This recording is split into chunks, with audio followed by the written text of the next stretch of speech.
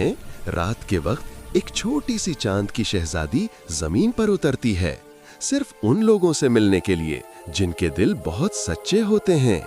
एक रात जंगल में एक नन्हा सा बच्चा सितारों को देख रहा था। वो आहिस्ता से बोला, काश मैं एक सितारा पकड़ सकूं। अचानक चांद की रोशनी तेज होने लगी और इसी रोशनी से एक खूबसूरत चांद की शहजादी नमूदार हुई जुगनुओं के घेरे में। वो मुस्कुराकर बोली, अगर तुम्हारी ख्वाहिश दिल से हो तो कुछ भी मुमकिन है। उसने अपनी जादुई छड़ी घुमाई और लम्हों में छोटे छोटे सितारे बच्चे के हाथों पर चमकने लगे। बच्चा हैरान और खुशी से दमक उठा।